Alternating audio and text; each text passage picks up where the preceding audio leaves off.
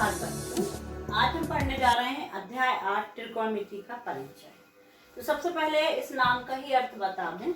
त्रिकोणमिति का जो उत्पत्ति है वो ग्रीक भाषा के शब्द ट्राई धन गौन धन मैट्रॉन से हुई है। इसका अर्थ है भुजाओं की माप से है। मतलब हम त्रिकोणमिति में समकोण त्रिभुज की भुजाओं के माप का अध्ययन करने जा रहे हैं। तो सबसे पहले जो त्रिकोणमिति पढ़ना है उसमें हमको एक समकोण त्रिभुज लेना है और इस समकोण त्रिभुज का नाम मान लीजिए हमने ए बी सी रखा है और यहाँ पर कोण बी पर आपका 90 अंश का कोण है। तो हमने ए बी सी कौन सा त्रिभुज ले लिया है, एक समकोण त्रिभुज ले लिया है।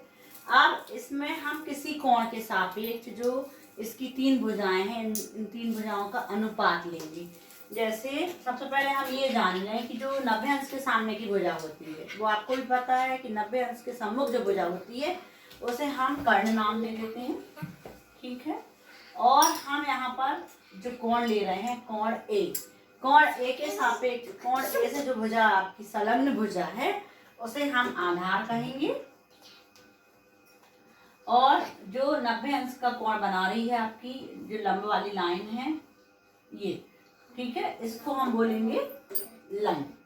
तो तीन भुजाओं के नाम आधार, लंब और कर्ण। इनकी पहचान आपको बहुत अच्छे से सुनिश्चित करना है कि कर्ण जो होती है वो 90 अंश के सामने की भुजा है।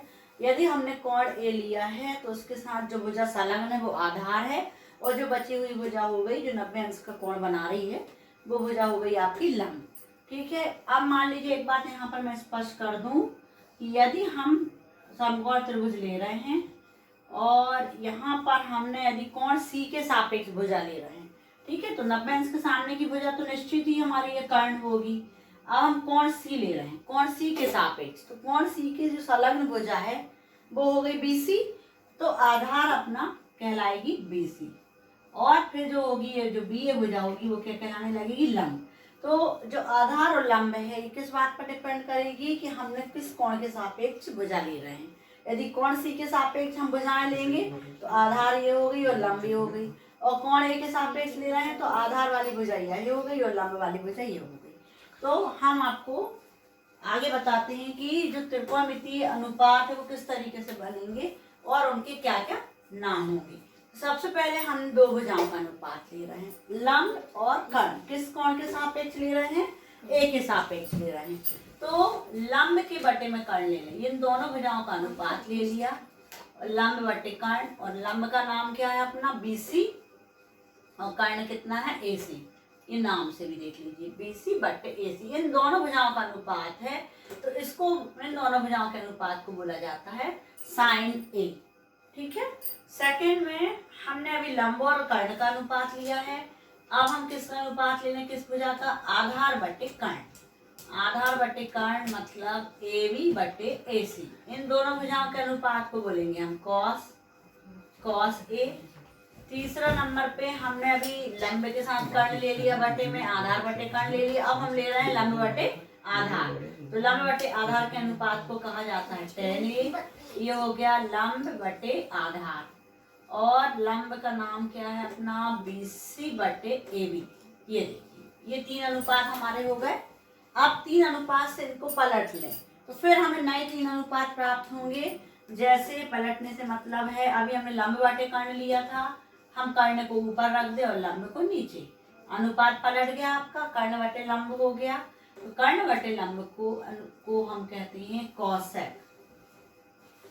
कॉसेक ए।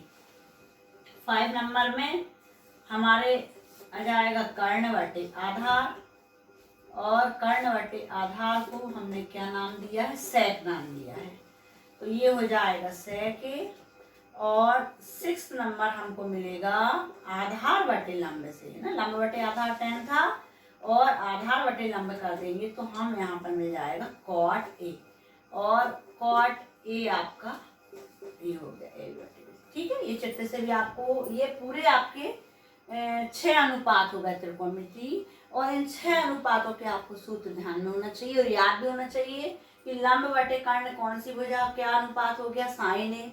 आधार बटे कर्ण का अनुपात को कॉस ए, लंब बटे आधार के अनुपात को tan ए कहा जाता है, कर्ण बटे लंब को कॉसेक ए, और कर्ण बटे आधार को sec a, आधार बटे लंब को cot। ये 6 त्रिकोणमितीय अनुपात का अध्ययन हमको इस चैप्टर में अध्याय 8 में करना है।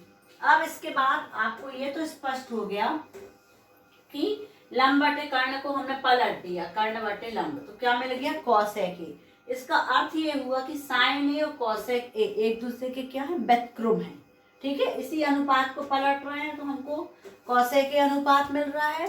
तो एक फॉर्मूला और हमारा यहाँ डेवलप हो गया है कि sin a जो होता है वो cosec a का व्युत्क्रम होता है, मतलब 1/cosec a होता है। या हम दूसरे शब्दों में बोल सकते हैं कि जो cosec a है वो उसको क्या लिखा जा सकता है, 1/sin a। दोनों एक दूसरे के व्युत्क्रम हैं, तो sin a का एक नया फॉर्मूला आपके सामने आ गया कि sin a बराबर 1/cosec a या cosec a बराबर हो गया 1/sin a। ठीक है, इसी प्रकार से हम देख रहे हैं कि अपन ने आधार बटे कर्ण को cos a बोल रहे हैं और कर्ण बटे आधार को क्या बोल रहे हैं, sec a। फिर एक फॉर्मूला आ गया हमारे पास कि cos a जो है वो sec a का अपोजिट है, व्युत्क्रम है, और कह सकते हैं कि sec a को हम क्या लिख सकते हैं, 1/cos a। इसी प्रकार से tan और cot के बीच में भी संबंध आ जाएगा हमारे पास कि tan a बराबर 1/cot a और cot a बराबर हो जाएगा 1/tan a। ये हमारे पास फॉर्मूले आ गए। और ठीक है, तो इसको हमने दे दिया नंबर 7 पे, इसको दे दिया नंबर 8 पे, उसको दे दिया नंबर 9 पे। मेन त्रिकोणमितीय अनुपात आपकी ये 6 हैं, इनसे हमारे फॉर्मूले आ गए। ये हमें समझ लेना है कि साइन और कॉसेक एक दूसरे के व्युत्क्रम है। कॉसेक ए को हम लिख सकते हैं 1/sin है, साइन ए को लिख सकते हैं 1/cosec। इसी प्रकार कॉस और सेक का रिलेशन याद रखें कि व्युत्क्रम है, और टेन और कॉट एक दूसरे के व्युत्क्रम है।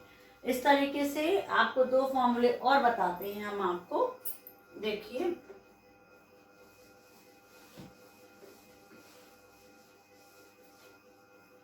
इन दोनों फॉर्मूले से देखिए बनाना बताते हैं। साइन ए और कॉस ए को यदि मान लो हम बटे कर दें, साइन ए बटे कॉस ए, तो हम इनके सूत्र को भी देखें।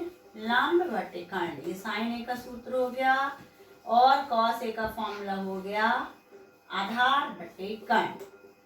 ठीक है, तो हम देख रहे हैं कि ये कर्ण से कर्ण कट हो गया, तो हमारे पास अनुपात आ जाता है लंब बटे आधार, और हमें पता है कि लंब बटे आधार अनुपात को क्या कहते हैं हम, tan। तो tan a आ गया। ठीक है, इसकी जगह में मान रखिए। अब आप देखें एक नया फॉर्मूला हमारे सामने आ गया है। ठीक है, ये tan नंबर का फॉर्मूला हो गया आपका कि sin a बटे cos a को हम क्या लिख सकते हैं, tan a लिख सकते हैं। या tan को sin और cos के रूप में लिखना है तो tan a को क्या लिख देंगे हम, sin a बटे cos a। इसी प्रकार से इसके अपोजिट में भी 11 नंबर का फॉर्मूला हमने बना लिया। इसमें आपको cos a को ऊपर करेंगे, sin a को नीचे, मतलब cos a बटे sin a, तो हमें क्या मिल जाएगा, cot a। ठीक है, जैसे कि sin a बटे cos a से tan a मिला, और cos a बटे sin a से क्या मिल जाएगा हमको, cot a। ये फॉर्मूले भी आपको ध्यान में रखना है। अब मैं आपको कुछ क्वेश्चंस कराती हूँ। ठीक है, एक्सरसाइज की आपको ये सूत्र याद करना है बहुत अच्छे से। जो 6 त्रिकोणमितीय अनुपात बताए हैं वो वाले फॉर्मूले, और ये व्युत्क्रम वाले फॉर्मूले हो गए, और ये 2 आपके नए फॉर्मूले हो गए। इन फॉर्मूले को आप ध्यान में रखिएगा।